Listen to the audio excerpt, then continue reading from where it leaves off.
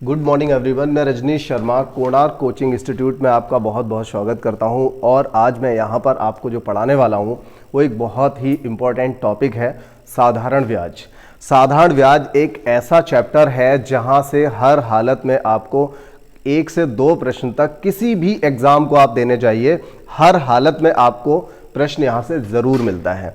और साधारण ब्याज पढ़ने के साथ साथ आपको अगला जो चैप्टर आएगा चक्रवृद्धि ब्याज, तो ये दोनों ही ऐसे चैप्टर हैं, इन दोनों चैप्टर से बहुत ही अच्छे कंपटीशन लेवल पर बहुत अच्छे प्रश्न यहाँ से बनते हैं। तो हमेशा से मतलब ये डेफिनेट रिजर्वेशन होता है, हर हालत में यहाँ से प्रश्न आता है। ऐसा भी नहीं होता कि इन दोनों चैप्टर से केवल एक प्रश्न आ जाए, 2 से 3 प्रश्न तक आने की संभावना रहती है।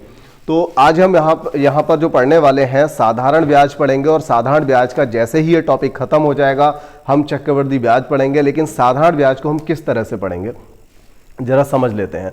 साधारण ब्याज में हम यहाँ पर जो करने वाले हैं, सबसे पहले हम इनके सिंपल प्रश्न जो मैंने यहाँ पर लिखे हुए हैं बहुत ही अच्छे से, मतलब जो प्रश्नों का कलेक्शन होगा वो कुछ इस तरह का होगा कि 1 बाय 1 आपको स्टेप बाय स्टेप यहाँ पर बढ़ाया जाएगा और आपको डेफिनेटली यहाँ पर समझ में आएगा।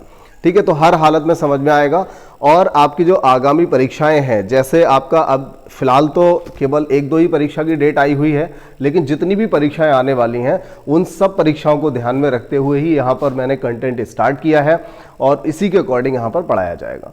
तो अभी हम इसको पढ़ेंगे, लेकिन आप इसके लिए क्या करेंगे, देखिए जो मटेरियल मैं यहाँ पर आपको प्रोवाइड कराऊंगा, जितने क्वेश्चन मैं आपको यहाँ पर दूंगा वो सारे प्रश्न तो आपको करने ही करने हैं। और इसके साथ साथ आप किसी एक बुक से, कोई भी एक बुक, देखिए किताबें सब अच्छी होती हैं, पढ़ने का तरीका आपका अच्छा होना चाहिए। किसी भी बुक से आप इसको कर सकते हैं। जिस तरह का प्रश्न मैं आज यहाँ पर करा दूं उसी तरह का प्रश्न आप अपनी किसी भी बुक से आप कर सकते हो, रिवाइज कर सकते हो। आपको कोई दिक्कत आएगी तो आप पूछ भी सकते हो। इस तरह का कुछ बच्चे कर रहे हैं जो सीरियस हैं, वो थोड़ा करते हैं इस तरह से। चलिए ठीक है, तो हम अभी यहाँ पर स्टार्ट करते हैं। और आप में से अगर कोई भी हमारे चैनल पर नया है तो चैनल को सब्सक्राइब करिए, साथ ही साथ बेल आइकन भी प्रेस करिए, जिससे आगे की समय से सारी वीडियोस आपको मिलती रहें। और अगर वीडियो ठीक लगता है तो इसे लाइक करिए, मतलब अगर अच्छा लगता है तो ही लाइक करिए, अदरवाइज कोई बात नहीं है। और अगर अच्छा लगे तो फिर दोस्तों में शेयर भी ज़रूर करिए।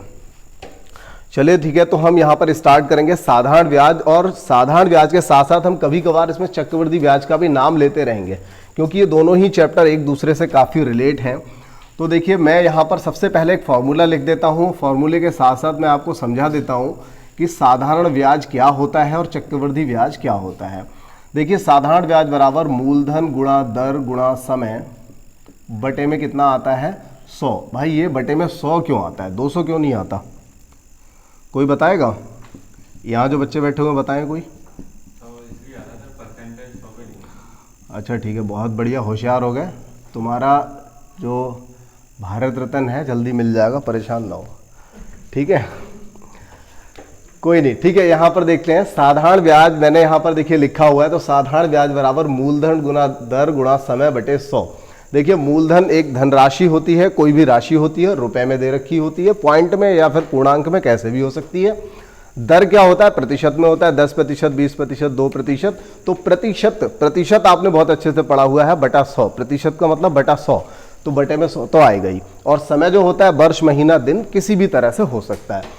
अब इसको जब आप सॉल्व करेंगे तो इस पूरे चैप्टर में देखिए आप यहाँ पर पढ़ रहे हैं कंपटीशन के लिए।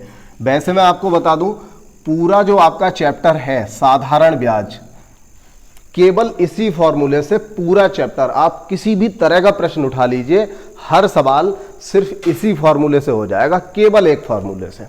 लेकिन यहां पर आपको क्या करना है, कंपटीशन के लिए आप बैठ रहे हैं, आप परीक्षा में बैठेंगे, आपको समय भी बचाना है। जिस प्रश्न पे आप समय बचा सके, आप जानते हो कि जब भी कोई पेपर होता है तो उस पेपर में हमेशा 4-6 क्वेश्चन ऐसे जरूर आते हैं जो घुमा देते हैं। तो ऐसे प्रश्नों को समय बचाने के लिए हमें क्या करना है, कुछ सवालों को सॉर्ट भी करना पड़ेगा। इसलिए थोड़ा सा कुछ हम नई चीज़ें भी सीखेंगे, एक आध का कुछ छोटा मोटा फॉर्मूला भी सीख लेंगे। लेकिन ये बात पक्की है कि पूरे चैप्टर में ऐसा एक भी सवाल नहीं बना जो इस फॉर्मूले से ना हो जाए। तो हर हालत में यहाँ से आपको सवाल मिलेगा और इसी से हो जाएगा। लेकिन मैं कोशिश ये करूँगा कि आपको थ्योरी ज़्यादा समझा दूँ इसकी, और फार्मूले के नए नए प्रयोग थोड़े कम कराऊँ, एक ही फार्मूले से कराने की कोशिश करूंगा। लेकिन फिर भी 2-3 जगह पे मैं नई चीज़ें आपको जरूर बताऊंगा। इसके साथ साथ आप देखिए यहाँ पर देख रहे हैं आप एक फार्मूला जो कि चक्रवृद्धि ब्याज का फार्मूला है। आप सभी लोग 6ठी 7वीं 8वीं क्लास पढ़ के आए हैं, सबको पता होगा। ए का मतलब अमाउंट होता है, अमाउंट मतलब मिश्र धन। और मिश्र धन क्या होता है? मिश्र धन वो धन होता है, देखिए मूलधन क्या होता है, मैं सभी पे डिस्कस कर लेता हूं एक एक करके। मूलधन, दर, समय, इनकी तो बात हम कर भी चुके हैं। और मिश्र धन, ये देखिए मूलधन कौन सा धन होता है? मूलधन, मूल मतलब वो वाला धन होता है जिसको इंग्लिश में हम प्रिंसिपल कहते हैं। तो ये वो धन होता है जिस धन को किसी व्यक्ति से लिया जाता है या दिया जाता है। मान लीजिए 2000 रुपये किसी से ले लिया 5% ब्याज पे, तो यहाँ पर मूलधन क्या रहा? 2000 रहा। और अगर किसी ने 2 लाख रुपए का लोन ले लिया बैंक से, तो भी तो मूलधन 2 लाख रहा। चाहे आप बैंक से लो या किसी साहूकार से लो, 2% पे लो या 10% पे लो, 10% 1000 पे लो, प्रति 1000 लो, 10 रुपया प्रति 1000 की दर से लो या जिस भी दर से लो, जो भी आपकी दर रहती है, लेकिन वहां पर जो मूलधन होगा वो वही धन होगा जहां से आपका लेन देन स्टार्ट होता है। ठीक है, तो जितना धन आप ब्याज वगैरह, जो मूलधन वगैरह जो आप लेते हो, मतलब जितना लोन ले रहे हो या किसी से कुछ रुपया ले लिया जिस पे ब्याज देना है, ठीक है। और ब्याज होता क्या है? ब्याज बिल्कुल किराए की तरह होता है। किराए से मतलब क्या है? हम जिस धन को, जैसे मान लीजिए ये जो मैंने किराया शब्द बोला, ये सोच समझ के बोला है, ठीक है, परेशान मत होना। देखिए जैसे हमने 1000 रुपया लिया किसी का, हमने उस 1000 रुपये को किराए पर ले लिया, हमने कुछ दर फिक्स कर ली पहले कि भाई इस हिसाब से हम तुम्हारा पैसा देंगे। हमने 3 महीने तक उसका धन अपने पास रखा, फिर हमने क्या करा? फिर हमने उसे वो धनराशि भी उसकी वापस कर दी और उसके साथ में उसका किराया भी दे दिया, जो % हमारी पहले बात हो गई थी। और इसी तरह से अब मैंने किराया इसलिए बोला, सपोज करो आप किसी के घर में रहते हो, आप क्या करते हो? आप वहां गए, आपने कहा मैं 5000 रुपये महीने दूंगा, ये वाला फ्लैट मैं यूज करूंगा। तो आप क्या करते हो? 3 साल रहने के बाद उसका फ्लैट ले आते हो क्या? नहीं लाते। फ्लैट आप वैसे का वैसे ही छोड़ाते हो और साथ ही साथ आप क्या करते हो? उसको किराया हर महीने देते रहते हो, मतलब आप ब्याज देते रहते हो। तो जो आपकी पहले बात हो गई होती है, कुछ ना कुछ तो परसेंटेज जैसा ही है। आप बस यूज करते हो, ऑटो लेके जाते हो, कहीं भी लेके जाते हो, ऑटो ले जाते हो, कार ले जाते हो, टैक्सी लेके जाते हो, उस व्यक्ति का आप एक किराया ही तो होता है, वो परसेंटेज होती है कि भाई इतना मैं तुम्हें दूंगा पैसा। तो उतना पैसा देने के साथ साथ हम उसकी गाड़ी भी छोड़ आते, कभी ऑटो घर थोड़ी लेके आते किसी का। तो अब देखिए यहां पर मूलधन हो गया, दर हो गया। और मिश्र धन को समझने के लिए वैसे तो सबको पता ही होगा, मिश्र धन क्या होता है? जिसमें धनराशि और ब्याज दोनों शामिल होते हैं। मतलब धनराशि और ब्याज, जैसे हमने क्या करा, 1600 रुपये ब्याज ले लिया, 1600 रुपये धनराशि ले ली और उस पर सपोज करो 300 रुपये का ब्याज मिला, तो 300 1600 मिला करके 900 रुपये जो हुआ, ये क्या हो जाएगा? ये मिश्र धन हो जाएगा। ठीक है, तो स्टार्टिंग की क्लास थी इसलिए छोटी छोटी बातें बताना बहुत जरूरी था। तो ए यहाँ पर मिश्र धन हो जाएगा, पी का मतलब प्रिंसिपल यानी कि मूलधन हो जाएगा, दर यहाँ पे समय हो, दर यहाँ पर जो होगी, दर जो दे रखी होगी, जो परसेंटेज दी होगी, जो ब्याज की दर होगी, वो ये दर हो गई, और समय क्या हो जाएगा? टी। एक बात और बतानी थी इस चैप्टर में, देखिए जैसे मैंने यहाँ पर सवाल लिखे हैं, कोशिश तो काफी करी है कि हर जगह मैंने साधारण ब्याज लिख दिया है, लेकिन फिर भी एक आध सवाल में रह गया। तो इस बात को मैं बता दूं, कई बार ऐसा सवालों में हो जाता है, किताबों में भी होता है। तो क्या होता है, इसका कॉन्सेप्ट क्या है? जैसे अब किताब जब आपकी बनी होती है तो उस किताब में क्या होता है, चैप्टर का नाम पहले से लिखा रहता है कि साधारण ब्याज का सवाल है, इसलिए बार बार जरूरी नहीं है लिखे। वहां पर चक्रवृद्धि ब्याज कहीं लिखा होता है तो उसमें भी जरूरी नहीं है लिखे, कभी कभार हो जाता है, लेकिन एग्जाम में ऐसी चीजें देखने को नहीं मिलती हैं। लेकिन फिर भी अगर कहीं पर वो ब्याज के बारे में ना बोले तो समझ लो कि साधारण ब्याज है। अगर बाई चांस वो ये कहे, क्योंकि ऐसा पहले हुआ है, एक आध भर्ती में ऐसा हुआ है कि जब केस किया गया है तो केस में ये कहा जाता है जब कुछ नहीं बोला है तो साधारण ब्याज माना जाएगा, जबकि चक्रवृद्धि ब्याज बोलने पर ही माना जाएगा। अगर सीधा सीधा कह दिया 10% ब्याज दर से कितना ब्याज हो जाएगा किसी भी धनराशि पे, समझ लो ये साधारण ब्याज की बात कर रहा है, क्योंकि स्पेशली उसने चक्रवृद्धि ब्याज बोला नहीं है। ठीक है, तो इस बात का आपको ध्यान रखना है। वैसे तो खैर ऐसी मिस्टेक नहीं होती है, साधारण ब्याज या चक्रवृद्धि ब्याज के बारे में कहा जाता है जब भी होगा। अब हम बात करते हैं कि साधारण ब्याज और चक्रवृद्धि ब्याज में डिफरेंस क्या है, बस जरा सा है, उसके बाद हम सवालों को स्टार्ट करेंगे। सपोज करिए 1000 रुपया हमने ले लिया साधारण ब्याज पर, जिसको हम कहेंगे सिंपल इंटरेस्ट यानी कि SI। ठीक है, और 1000 रुपया ले लिया हमने कंपाउंड इंटरेस्ट पर यानी कि चक्रवृद्धि ब्याज मतलब CI पर। ठीक है, तो साधारण ब्याज और चक्रवृद्धि ब्याज में डिफरेंस क्या रहेगा ये आपको समझना। अब मान लीजिए आपने 1000 रुपया लिया, 10% वार्षिक ब्याज दर पे लिया, तो एक साल बाद साधारण ब्याज 1000 का 10% कितना हो जाएगा? 100 रुपया। अगर एक साल बाद ये 100 रुपया मिलेगा तो अगले साल भी 100 मिलेगा, उससे अगले साल भी 100 मिलेगा, इससे अगले साल भी कितना मिलेगा? 100 मिलेगा। साधारण ब्याज जो होगा हमेशा कौन से मूलधन पर मिलेगा? 1000 पे मिलेगा, जबकि चक्रवृद्धि ब्याज में ऐसा नहीं होता। ठीक है, कैसा होता है? यहाँ पर यहां पर क्या होगा, पहले साल तो 10% मिलेगा, पहले साल 10% मिलेगा। और इसीलिए आगे कुछ ऐसे सवाल भी आएंगे जिन सवालों में, देखिए मैं अभी भी बता रहा हूं और वहां भी बताऊंगा, जिन सवालों में क्या होगा, अगर एक साल की कहीं पर बात करेगा साधारण ब्याज या चक्रवृद्धि ब्याज की, तो हम चाहे जिस मेथड से निकाल दें हमारा आंसर सेम आएगा, क्योंकि साधारण ब्याज या चक्रवृद्धि ब्याज अगर एक साल का हम निकाल रहे होते हैं तो कोई फर्क नहीं पड़ता, एक ही बात होती है। अब दूसरी बात यहां पर यह समझ लो, अगर एक साल का ये हो गया तो अगले साल फिर से क्या होगा, इस 1000 पे 10% फिर से मिलेगा, इस 1000 पे 10% ये फिर से मिलेगा, मतलब 100 रुपया फिर से मिलेगा। और इसके साथ साथ पिछला वाला जो धन था, पिछला वाला जो ब्याज था 100 रुपया, इस वाले पे और 10% मिलेगा, यानी कि 10 रुपया और मिलेगा। ठीक है, तो यहां पर क्या होता है, ब्याज पे ब्याज मिलता है, चक्कर लगता रहता है, ब्याज पे ब्याज मिलता है, ध्यान रखना इस बात का। अब क्या होगा, तीसरे साल फिर से भाई 100 रुपया मिलेगा, और इस वाले पे पिछले साल जो 2 साल पहले वाला था ना, उस पे भी मिलेगा 10 रुपया, और इससे पिछले साल वाले पे भी मिलेगा 10 रुपया मिलेगा, और साथ ही साथ ये जो 10 रुपया पिछले साल का एक और ब्याज था उस पे भी मिलेगा 10% 1 रुपया। तो इसमें क्या होता है, हर बार ब्याज पे ब्याज मिलता रहता है। इसका मतलब ये होता है, देखिए पहले साल 1000 पे ब्याज मिला और अगले साल मिलता है 1100 पे, तो कितना हो गया 1210, और अगले साल मिलेगा 1210 पे 10%। तो हर बार इसमें क्या होता है, सीआई को हम मिश्रधन में, मतलब मूलधन में काउंट कर लेते। क्या हुआ, वीडियो क्वालिटी अच्छी नहीं आ रही है, ठीक है। तो इसमें क्या होता है, हर बार हम क्या करते हैं, ब्याज को मिश्रधन मूलधन में काउंट करते जाते हैं। तो हर बार इसमें जो मिश्रधन होता है वो बदलता रहता है, मतलब मूलधन बदलता रहता है। तो हर बार ब्याज जो होता है वो मूलधन पे ही मिलेगा, लेकिन मूलधन इसमें बदलता रहता है। जबकि साधारण ब्याज में भले आप 10 साल की बात कर लो, लेकिन 10 साल क्या होगा, बराबर साधारण ब्याज मिलेगा और हमेशा उसका मूलधन जो होगा सेम रहेगा। ठीक है, तो ये सारी बातें जो थी ये इसका कॉन्सेप्ट था। अब हम बात कर लेते हैं सवालों की। बहुत ही सिंपल से और बहुत अच्छे सवाल लिए हैं यहाँ पर, बढ़िया सवाल है। इतने जो प्रश्न हैं इनमें से भी कई बार प्रश्न पूछा गया उत्तर प्रदेश पुलिस जैसे पेपर में और एसआई जैसे पेपर में भी पूछा गया, लेकिन एसआई का लेवल अभी थोड़ा 17-18 में टफ बन गया जब से ये ऑनलाइन हुआ है। ठीक है, जब से सीबीटी स्टार्ट हुआ है तब से थोड़ा सा पैटर्न टफ हो गया, लेकिन इससे पहले के जो पेपर हुए थे उन पेपर में भी कुछ इस तरह का पैटर्न देखने को मिल जाता था। अब देखिए हम यहाँ पर बात करते हैं पहले प्रश्न की।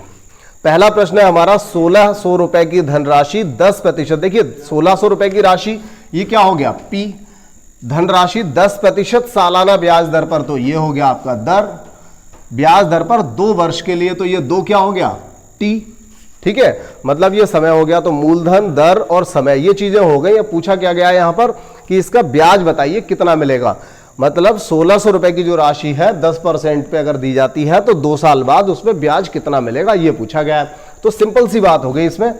देखिए इसको हम लिख लेते हैं एसआई और इसे पीआरटी, इस तरह से आप इसको डिनोट कर सकते हो पूरे फॉर्मूले को। ये मूलधन, दर और समय बटे 100। ठीक है, अब देखिए हमेशा पीआरटी पर 100 ही लिखेंगे आगे। ठीक है, तो देखिए यहाँ मूलधन अब लिखेंगे 1600 और आर की जगह पे क्या लगाएंगे 10% दे रखा है तो 10 लगाएंगे, और समय कितना लगाएंगे 2 वर्ष, और बटे में आएगा 100, 2 जीरो से 2 जीरो काट देना, 16 दूनी 32, तो ये देखिए 320 रुपया हो जाएगा ब्याज। कितना ब्याज हो गया 320। सही निकला तुम लोगों का भी, चलो 320। पहले सवाल का जो आंसर आ गया हमारा यहाँ पर 320 आ गया। अब देखिए यहीं पर हम क्या कर रहे हैं, अगला सवाल कर लेते हैं। लल्ला प्रेमशंकर समझ में आ रहा है? चलो दूसरा सवाल देख लें। 2000 रुपए पर 4% वार्षिक साधारण ब्याज की दर से 1 वर्ष का ब्याज तथा मिश्रधन। देखिए यहां पर दोनों चीजें पूछ ली हैं, नई बात कुछ भी नहीं है, जैसा पिछला सवाल था वही है। 2000 रुपए पर मूलधन कितना है 2000, दर क्या है 4%, 1 साल की बात कर रहा है। कितनी बात कर रहा है 1 साल की बात कर रहा है, मतलब मूलधन गुणा दर गुणा समय बटे 100। ठीक है, दर ये है, समय आपका 1 साल हो गया, 2000 रुपया इसमें मूलधन हो गया। 2 जीरो से 2 जीरो काट लेंगे तो ये हो जाएगा 80 रुपया। कितना हो जाएगा 80 रुपया। तो 80 रुपया तो हो गया ब्याज। लेकिन अगर उसने मिश्रधन भी पूछा है, क्या पूछा है मिश्रधन, तो 1600 नहीं 2000 रुपया तो मूलधन था और 80 रुपया ब्याज था। तो ब्याज तो आपका रहेगा केवल 80, लेकिन मिश्रधन कितना हो जाएगा 2080। कोई दिक्कत? चलो ठीक है, बात आ गई समझ में। क्योंकि यहां पर क्या करा उसने, ब्याज भी पूछा है साथ ही साथ मिश्रधन भी पूछा है। तो ब्याज हमने लगा दिया 80 और मिश्रधन जो है वो मिश्रधन प्लस मूलधन प्लस ब्याज करके मिश्रधन हमारा आ गया 2080। अब इसका आंसर भी यहीं पे लिख लेते हैं। तीसरा सवाल है, यहां पर कुछ भी नहीं है, इसमें थोड़ी सी कैलकुलेशन करनी होती है, वो भी आप ओरल कर सकते हो। इनको बहुत से बच्चे लगातार मेरे साथ कर भी रहे होंगे। तीसरा सवाल, तीसरा है 10,000 रुपए पर एक निश्चित ब्याज दर से 3 वर्ष में, 10,000 रुपए पर एक निश्चित ब्याज दर से 3 वर्ष में 900 रुपया ब्याज प्राप्त होता है। देखो भाई, इस सवाल में क्या है, धनराशि दी है P, ये क्या दे रखा P, ये क्या दिया है SI, ब्याज दे रखा है ये 900 रुपया और एक निश्चित ब्याज दर से, और वो दर क्या है पूछ रखी है, मतलब R ये जानना चाहता है कितनी है, दर क्या है ये दी नहीं है, दर जानना चाहता है और 3 वर्ष का समय दे रखा है। तो यहां पर देखिए आपके पास क्या है, ब्याज आपको दे रखा है कितना 900, धनराशि आपको दे रखी है 10,000, दर आपसे पूछी गई है और समय दे रखा है 3 साल। देखो सिंपल सी बात है, 10,000 मूलधन की जगह लगाएंगे, दर हमसे पूछी गई है और 3 वर्ष का समय दिया है, तो हमने टी की जगह क्या लगा दिया 3 वर्ष लगा दिया। ब्याज पहले से दे रखा उन्होंने 900 रुपया, वो लगा दिया। अब देखो यहां से दर निकल आएगी तुरंत, 3 से इसको काट दिया 3, तो R बराबर कितना आ गया 3%। बस यही आंसर हो गया, जरा सी कैलकुलेशन है इसमें और कुछ भी नहीं। तो ये सवाल भी आपका हो गया। और इसके बाद में देखो चौथा सवाल है,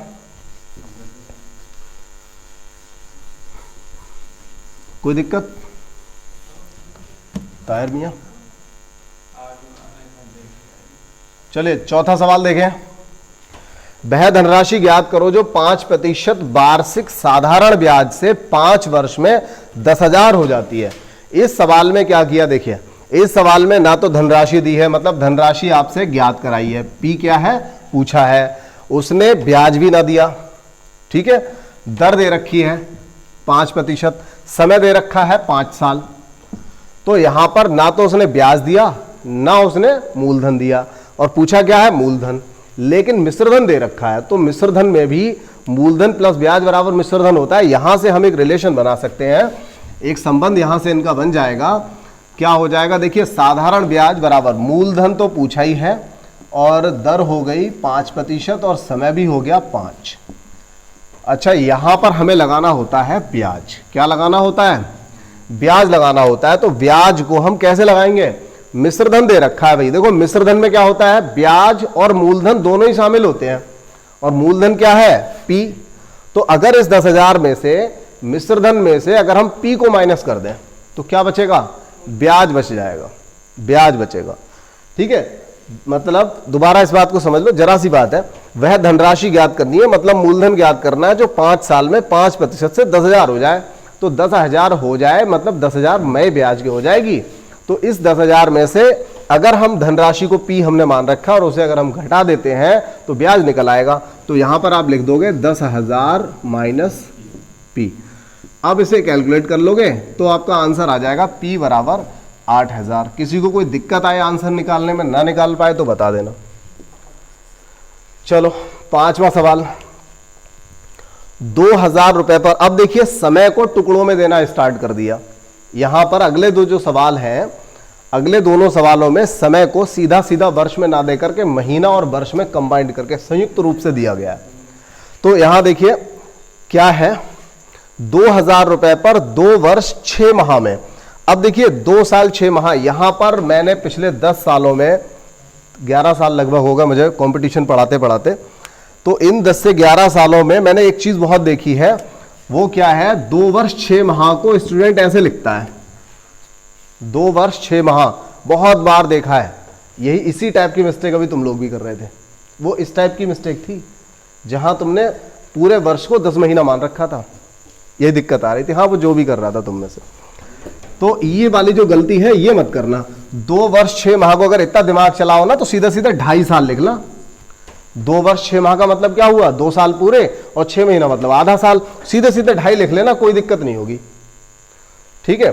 चलो खैर 5वां सवाल हम कर रहे हैं, SI बराबर PRT/100। बातें नहीं करो, बाद में करेंगे। देखो 2,000 रुपया, दर क्या है 5%, समय कितना है, देखिए यहां पे समय लगाना बाकी रह गया, समय है 2 वर्ष 6 माह। तो मैंने अभी आपको बताया, या तो आप ऐसे लिख दो 2.5, और हो सकता है आपको लगे कि ये पूरा 2.5 या 2.25 3.5 नहीं बन रहा है। बहुत से सवाल ऐसे आ जाएंगे जैसे 2 साल 5 महीना दे दिया, अब क्या करोगे उसका, वो 2.5 नहीं बनेगा। तो जब ऐसा दे दे तो इससे बढ़िया है आप उसी तरीके से समझ लो। तो 2 साल 6 महीने को हम क्या लिख सकते हैं, सारे महीने तो चेंज हो ही जाएंगे। 2 साल में कितने महीने हुए 24, तो 24 और 6 कितने हो गए 30। तो आप यहां पे 30 महीना लिख दो, सबसे बढ़िया।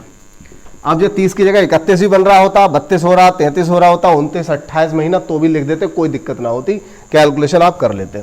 लेकिन एक बात बहुत ध्यान से याद यहां पर रखने वाली है, जब समय यहां पर वर्ष में दिया होता है तब तो कोई बात ही नहीं है, लेकिन जब समय महीने में दिया होगा तो उसे वर्ष में कन्वर्ट करना पड़ेगा, वर्ष में बदलना पड़ेगा।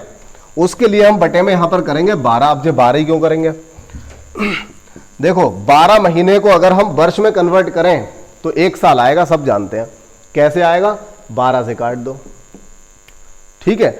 या हम 24 महीने को वर्ष में कन्वर्ट करें तो 2 साल होना चाहिए, तो क्या करें 12 से काट दे, 12 दूनी 24। तो वर्ष में कन्वर्ट करने के लिए हम क्या करते हैं, 12 से भाग लगा देते हैं, तो यहां पर जो है वर्ष में कन्वर्ट ये हो जाएगा, बदल जाएगा। तो देखिए 2 0 से 2 0 गए, 6 से काट लो, 6 पंजे 30, 6 दूनी 12। अब ये 2 से इस 20 को काट लो, 10 आएगा, 10 पंजे 50 हो गया, और 50 पंजे 250, तो ये 250 रुपया इसका आंसर आ गया, 250 रुपया। इससे ऊपर वाले का मैंने 8,000 बताया था, और इससे ऊपर वाले की दर क्या निकल के आई थी, 3% आई थी, यहां पे लिख देते हैं, ठीक है। तो ये बात समझ में आ गई होगी। अब इसके बाद देखो छठा सवाल जो है, जरा देख लो, अगर ये कर सकते हो तो कर लेना, मुझे जवाब बता देना, कमेंट बॉक्स में डाल देना यार, सिंपल सा सवाल है, कर लो इसको। ये देखो 2400 रुपए पर 3 वर्ष 4 माह, तो 3 वर्ष 4 माह को आप सीधे सीधे 40 माह लिख सकते हो। 3 वर्ष का मतलब हो गया 12 तिया 36 महीना, 36 और 4 कितना हो गया 40, बटे में 12 लिखना है, आंसर निकल आएगा। और जो ब्याज निकल के आया उसी में 2400 को ऐड कर देना, मिश्र धन आ जाएगा। जवाब मुझे इसका पता नहीं है क्या है, मैंने ऐसे सवाल बना के रख दिया था, आप डालिए कमेंट में, मैं आपको बता दूंगा रीड करके क्या है, सही है गलत है, ठीक है। तो छठा सवाल आपको मैंने छोड़ दिया कमेंट के लिए। अब 7वां प्रश्न यहां पर देख लो। 7वां जो प्रश्न है 2500 रुपए का 5% वार्षिक दर से, ये सवाल बहुत अच्छे हैं, ये दोनों ही सवाल। यहां पर एक ऐसी बात भी आएगी जो आपको पहले से याद रखनी चाहिए। प्री प्लान्ड अगर आपका माइंड है तो आप गलती नहीं करोगे, जैसे संजीव भी तुमने गलती करी थी, ठीक है, ध्यान दो इधर। 2500 रुपए का 5% वार्षिक ब्याज दर से 219 दिन का साधारण ब्याज। देखिए अब तक हम वर्ष में कर रहे हैं, यहां पे महीने में करा, अब जो दिन में आ गया तो देखो हम क्या करेंगे, साधारण ब्याज बराबर मूलधन हो जाएगा 2500, 2500 मूलधन गुणा दर क्या हो गई 5%, और समय कितना हो गया 219 दिन। अब देखो अब तक क्या कर रहे थे, जब महीनों में समय दिया हुआ था तो हम 12 से डिवाइड करते थे, वर्ष बन जाता था। लेकिन यहां पर दिन दे रखा है, तो जब दिन को हम वर्ष में डिवाइड करेंगे तो एक वर्ष में कितने दिन होते हैं 365, आपको 365 से डिवाइड करना पड़ेगा। और एक सिंपल सीधी सी बात, और ये जो 219 यहां पर आएगा, मतलब मैं आपको बता दूं, मैंने भी अब तक एक सवाल ऐसा देखा है जो सवाल ये सीधा सीधा 73 से ना कटे। यहां पर जो दिन दे रखे होते हैं ना, वो 99.9% 73 से कटने वाले होते हैं, क्योंकि ये 73 पंजे 365 होता है, तो 73 पंजे मतलब 73 से कटने वाले दिन होते हैं हमेशा। इस बात का आपको ध्यान रखना है, जब भी कभी दिन में अगर सवाल आ जाए साधारण ब्याज का, तो आप सबसे पहला काम ये करेंगे 73 से काटेंगे। दिन बुरे हुए तो ही 73 से ना कटेगा, वरना कट जाएगा। तो ये देखो 73 तिया, ठीक है, सिंपल सा है, 73 से ही काटोगे आप। मैंने आपको बता दिया, बहुत ज्यादा बुरे दिन हुए तो अजीब सा सवाल आएगा, वरना सिंपल सा आएगा। और हर हालत में आप जितने चाहे कर लेना, आप 4 किताबें उठा लेना, 4 किताब में दिन वाला अगर सवाल मिल जाए 73 से कटने वाला ना हो तो मुझे बताइए कैसा सवाल था वो। इसके बाद देखिए 5 से 5 कट जाएगा, 2 0 से 2 0 कट जाएंगे, 25 तिया कितना हो गया 75। तो यहां से देखो ब्याज कितना निकल के आ गया जी? 75 रुपया ब्याज निकल के आ गया। ठीक है, इस बात का अगर ध्यान रखोगे, अब यही बात आपको अगले वाले सवाल में भी, ये जो 73 वाली बात मैंने बताई, ये अगले सवाल में भी काम करेगी हर हालत में। बहुत ही अच्छा प्रश्न बन जाएगा ये। 3200 रुपए पर 4 अप्रैल 2012 से 16 जून 2012 तक का 5% दर से साधारण ब्याज ज्ञात करो। तो देखो, साधारण ब्याज बराबर धनराशि है 3200, दर है 5%, समय का भाई पता नहीं है अभी, लेकिन समय जो भी आएगा हमें पता है कि हम उसे दिन में ही निकालेंगे। 4 अप्रैल 2012 से 16 जून 2012 की बात कर रहा है, हम अभी इसको दिन में निकालने वाले हैं। ठीक है, और बटे में फिर क्या लगाना पड़ेगा? 365 भी लगाना पड़ेगा। अब मैंने आपको कैलेंडर वाला चैप्टर पढ़ा दिया था। अब देखिए, 4 अप्रैल 2012 से 16 जून 2012 की बात हम करेंगे। अब देखो, इस बात को निकालना सीखो। कुछ लोग क्या करेंगे कि अप्रैल में 30 दिन होते हैं, चलो इतना, ऐसी गलती तो मैं किसी से उम्मीद नहीं करता कि कोई अप्रैल में 31 दिन लगाएगा। 30 दिन होते हैं, 30 में से 4 घटा दिए, कितने बचे? 26। अप्रैल के बाद मई आ गई 31 की, जून के 16 दिन कितने हुए? 6 6 12 और 1 13, तो ये कितना बना? 73। हो सकता है कुछ लोग ये करें कि इसमें से, जैसे जिन्होंने कैलेंडर पढ़ा है और कैलेंडर को ध्यान में रखा, तो वो क्या करेंगे, इसमें से 3 दिन घटाएंगे। इसमें से 3 दिन, मतलब कितना था ये? 30, तो 30 में से 3 दिन घटाएंगे। 30 में से 3 दिन, ये इस तरह की मिस्टेक कर सकते हैं, मतलब पीछे जो निकल गए हैं वो वाले दिन घटाएंगे, ऐसा भी कर सकते हैं। तो 30 से 3 घटाएंगे तो जो 27 निकल के आएगा। जबकि होता यह है कि जिस दिन से यहाँ पर पैसा दिया या लिया जाता है, वो दिन भी ब्याज में काउंट हो जाता है। अब सारी बातें एक तरफ, दूसरी बात यह, अगर आपने मान लो यहाँ पर मिस्टेक करके आप 72 ले भी आए, किसी तरीके से आपने गलती कर दी, ध्यान ना दिया, सोचा कि ये 16 तारीख है तो 15 तक का ही ब्याज मिलेगा, या यहाँ पे एक दिन आगे पीछे कर दिया, तो यहाँ पर जो मैंने 73 वाला फंडा बताया था, वो कॉन्सेप्ट यहाँ भी काम करेगा। कैसे? क्योंकि यहां पर जब दिन आप बनाओगे तो वो 73 से कटने वाले ही होंगे। मैंने फिर कह रहा हूं, अगर दिन बुरे हुए तो ही ऐसा नहीं होगा, वरना ऐसा ही होगा हर हालत में। आप 10 सवाल करके देख लेना, दिन वाले 10 सवाल करके देख लेना, आजकल मुझे बता देना अगली क्लास में। तो देखो, यहां पर क्या होगा? 73। ठीक है, बात आ गई समझ में? तो अब आप सवाल को कर लो। केवल एक सवाल ऐसा बनता है बेटा जिसमें दिन बनते हैं 123, और वो आपकी RS अग्रवाल वाली किताब में है, 123 बनते हैं। लेकिन वहां पर क्या होता है, जो धन दे रखा होता है वो धन भी ऐसा दिया होता है जो 123 से कट जाता है, तो वो एक अलग सवाल है वहां पे। ठीक है, वैसे ज्यादातर सवाल जो मिलेंगे वो ऐसे मिलेंगे जो कट जाएंगे सीधे सीधे। तो यहाँ पर देखिए 3206 हम लगा ही चुके थे, और यहाँ पे 73 लगा रहे हैं, तो 73 पंजे ये कट गया, 5 से 5 कट गया, 2 जीरो 2 जीरो कट गया, सीधा सीधा 32 रुपये आ गए। ठीक है, समय कितना हो गया आज की वीडियो का? 28 मिनट। कोई नहीं, रोको जरा। ये देखो, हमने अगले प्रश्नों को यहाँ पे ले लिया। अगले जो प्रश्नों को लिया है 9, 10, 11, 12, 4 प्रश्न है यहाँ पर, लेकिन 4 के चारों एकदम बहुत ही बढ़िया प्रश्न है। ऐसे हैं जिनमें कंफ्यूज हो सकते हो, समय ज़्यादा खराब कर सकते हो, लेकिन सबके सब सवाल बहुत ही आसान है, एकदम सिंपल है। तो देखिए, नवा जो प्रश्न है, 500 रुपए का 6 महीने का 8% की छमाही दर से ब्याज होगा। 6 महीना दिया, उधर 8% की छमाही दर दी, तो तुम लोग क्या सोचोगे, किस तरह से करोगे? SI बराबर PRT अपॉन 100। क्या कर सकते हो? 500 रुपए की राशि हो गई, दर हो गई 8%, और समय वर्ष कितने, मतलब समय कितना है? 6 महीने, और बटे में 12 लगा के तुम इसको वार्षिक करोगे, तो क्या होगा? यहाँ से आंसर आ जाएगा 6 दूनी 12, और 2 से इसको काटेंगे 4, 4 पंजे 20। ठीक है, अब यहीं पर जरा इस बात को ध्यान दो, PRT अपॉन 100। वास्तव में हमें करना क्या चाहिए था? देखो, धनराशि 500 है, 500 ही रहेगी, इसको तो हम बदल नहीं सकते। अब यहाँ पर जो दर दी हुई है वो 8% कैसे दी है? छमाही दे रखी है। अगर 8% छमाही, देखो हर एक पिछले सवाल में तुमने देखा होगा 4% सालाना, 4% प्रतिवर्ष, 3 सही 3/4 प्रतिवर्ष, तो प्रतिवर्ष या सालाना जरूर दे रखा था। तो अगर यहाँ पे ध्यान दो तो 8% जो छमाही है उसको लगाना पड़ेगा 16। सालाना पे कितना लगाना पड़ेगा? 16 लगाना पड़ेगा। और फिर आप उस तरीके से कर सकते हो 6/12 और यहाँ पे 100 ऐसे लगा के, ठीक है। तब आप यहाँ पे मतलब यहाँ ये हुआ 6 महीने दिए थे तो 6 महीने को हमने वर्ष में कन्वर्ट कर लिया, मतलब आधा साल हो गया।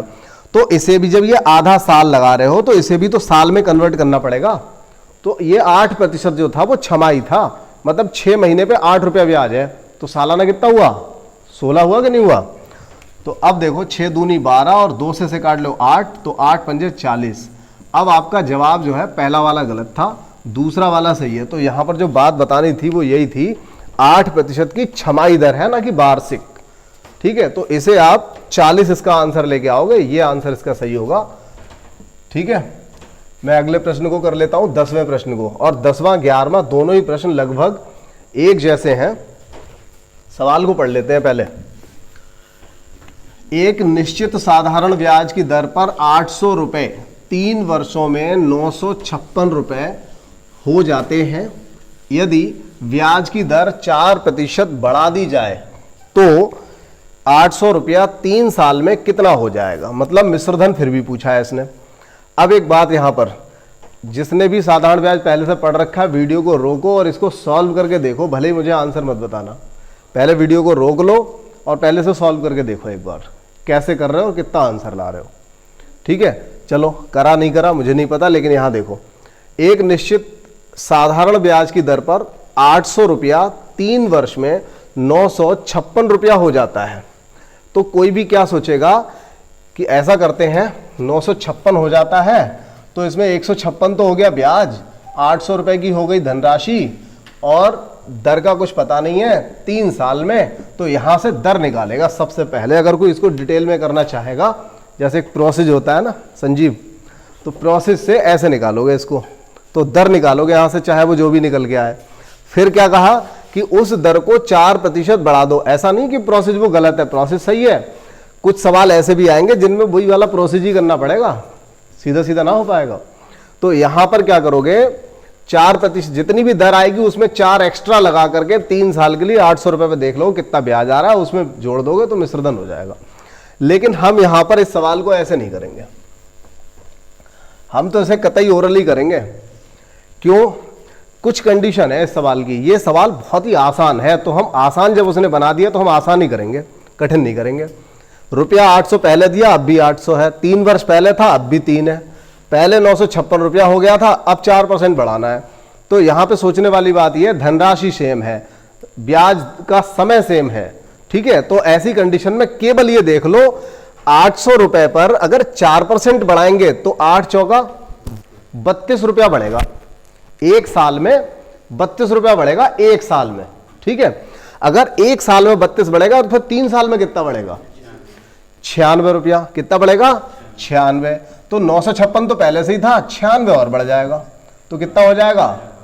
1052। और यही आंसर है।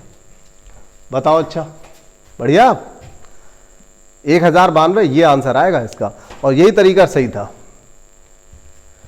ठीक है। बात समझ में आ गई होगी। क्या करा हमने, क्योंकि ये 800 रुपया था, 3 वर्ष को था, 800 रुपया 3 वर्ष में ही फिर पूछा गया था, 4% बढ़ाया, तो हमने सिर्फ ये देख लिया कि 800 रुपए पे जब हम 4% बढ़ाएंगे तो कितना बढ़ जाएगा। तो एक साल में 32 आया, मतलब 800 का 4%। तो 800 का 4%, 8 चौका 32 हो गया, 32 रुपया एक साल में आया, 3 साल में कितना हुआ? 96 रुपया। तो वो 96 रुपये बढ़ा दें हम पहले वाले धनराशि से, क्योंकि 4% बढ़ने की वजह से 96 रुपये तो ज्यादा आएगा, ये हो जाएगा, ठीक है। तो 10वां सवाल हो गया। अब ऐसे 11वां कर लो। 11वां सवाल बिल्कुल सेम तो नहीं है, थोड़ा सा चेंज है, लेकिन हो सिंपल ही जाएगा, ठीक है। साधारण ब्याज की किसी विशेष दर पर, अब पहले फिर से वीडियो रोक करके जिस तरीके से मैंने ये 10वां बताया ऐसे ही आप अपनी मगजमारी करो 11वें सवाल में, पहले कर लो, उसके बाद इसे देखो। साधारण ब्याज की किसी विशेष दर पर 1000 रुपया 2 वर्ष में 1200 हो जाता है, मतलब यहां पर हर साल 100 रुपये ब्याज आ रहा है, ठीक है। वैसे तो बहुत सिंपल है कि 10% ब्याज आ रहा है, लेकिन हम नहीं लगा रहे। हो सकता है 1200 ना देके उसने 1232 रुपये दे दिया होता, हम क्यों वैसे पॉइंट के चक्कर में पड़े। हम सीधा मतलब हो सकता है कि इस बड़ा आसान सवाल बन जाएगा ये। 1000 पे जब 1200 हो रहा है, यानी एक साल में कितना हो रहा है? 100 रुपया। तो 1000 पे 100 रुपए यानी कि 10% हो गया। साधारण सा हिसाब है एकदम, मतलब अपने घर में जो अनपढ़ बड़े बूढ़े लोग होते हैं ना वो ही बता देंगे इसको। तो अभी कह रहा अगर ब्याज की दर 4% बढ़ा दी जाए, ठीक है 4% बढ़ा दी जाए, तो 1000 रुपए की राशि 3 साल में कितनी हो जाएगी। अंतर दोनों सवालों में क्या कर दिया, यहां 2 साल था और यहां कर दिया 3 साल। अब देखो सवाल में कुछ ऐसा है नहीं, डरने वाली कोई बात नहीं है। अगर 1200 पहले था तो 1 साल, ये तो पता है कि 1000 रुपए पे 2 साल में 200 मिला तो 3 साल में 300 मिलेगा, मतलब पहले वाले से 100 रुपया तो एक्स्ट्रा मिलेगा तीसरे साल की वजह से, इतना तो मिलेगा ही मिलेगा। दूसरी बात, अब आप 4% बढ़ाओगे तो जरा देखो 1000 पे जब 4% बढ़ाओगे तो 1000 का 4% कितना हुआ, 40 रुपया। 1000 का 4% 40 रुपया हुआ तो 40 40 40 तीनों साल का 40 रुपया ज्यादा आएगा कि नहीं आएगा। तो चाहे इकट्ठा उसे लगा दो, जब 1 साल का 40 है तो 3 साल का 120 हो गया, और ये सब जब जोड़ोगे तो ये बन जाएगा 1320 बनेगा। एक मिनट, हाँ 1420 ही आएगा, ठीक है। 1300 तो वही हो गया, फिर हर साल का लगाओ 1420 रुपया आंसर आएगा, ठीक है। 1420 यहां से आंसर आ जाएगा। तो सवाल इसमें वैसे अंतर था थोड़ा सा, लेकिन अब इसी सवाल में अगर यहां 1000 और यहां कुछ और राशि दी होती तो हम इस तरह से नहीं कर पाते, फिर हमें वो दर निकालनी पड़ती, प्रोसेस याद आता फिर हर हालत में, बिना प्रोसेस के नहीं हो पाता, ठीक है।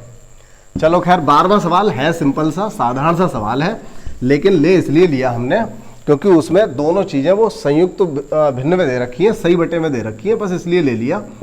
बस हो चुकी आपकी क्लास आज की।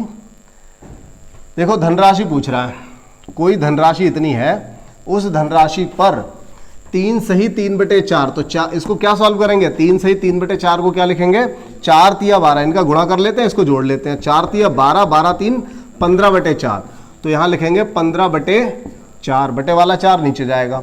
अब समय लगाओ, तो 2 सहित 1/3 यानी कि 3 दूनी 6 और 1 7/3 फिर से नीचे आएगा, और बटे वाला 100 मत भूल जाना। दूसरी बात, इसने कहा कि ब्याज कितना मिला 210 रुपया, तो यहां पर 210 रुपया लगाना पड़ेगा। अब 3 पंजे 15 और 5 से इसे काट लिया, काटो या ना काटो, 5 से एक काम करो, 100 को ऐसे रहने दो, 100 को थोड़ा कोशिश करा करो कम काट, मुश्किल से ही काटा करो। देखो 5 सत्ते 35, या चाहो तो एक को एक करके काट लो तो ज़्यादा अच्छा रहेगा, वरना कहोगे पता नहीं क्या काट डाला। इस वाले 5 से इसे काट लो, कितना बचेगा 42 आ जाएगा, 5 से काटोगे 42 आ जाएगा, और 7 छंग 42। तो अब देखो यहां तो बचा केवल P, तो P बराबर इधर क्या बचा 6, और इधर जो कुछ बचा है वो इधर और ले चलो, क्योंकि इधर ही तो जाएगा, ये क्रॉस मल्टीप्लाई होगी तो ये हो जाएगा 400, है ना। तो ये बन जाएगा P बराबर 6 चौक 2400 बन जाएगा। तो यही राशि पूछी हुई है, यहाँ पे आ जाएगा तुम्हारा 2400, और 11वें का आंसर आ गया था 1420, और इसका आंसर आ गया था हमारा 1052, और इसका आंसर तो हमने लिख ही दिया, ठीक है। तो ये कोई मैंने बहुत ज़्यादा नहीं, लगभग 1-2 टाइप के सवाल पढ़ाए हैं, और अभी इस क्लास में बहुत कुछ इस चैप्टर में बचा हुआ है, उन प्रश्नों को हम लेंगे। कुछ ऐसे प्रश्न भी हैं जो साधारण ब्याज चक्रवृद्धि ब्याज के कॉमन हैं, उनको भी लेंगे, लेकिन उनको हम चक्रवृद्धि ब्याज में ले लेंगे। मैं यहाँ पर किस्तों वाले भी सवाल पढ़ाऊंगा, सबकी क्लासेस होंगी, सब कुछ पढ़ाया जाएगा कायदे से, कोई दिक्कत नहीं होगी। पूरी क्लास, पूरा जब इसकी प्लेलिस्ट बन जाएगी ना तो कोई दिक्कत नहीं आएगी, हर एक चीज़ को लिया जाएगा, कोई भी नया प्रश्न आपको मिलेगा नहीं कहीं भी, हर हालत में हर तरह के प्रश्नों को यहाँ पर ले लिया जाएगा। चलिए ठीक है, तो आप इसकी तैयारी करिए। जय हिंद।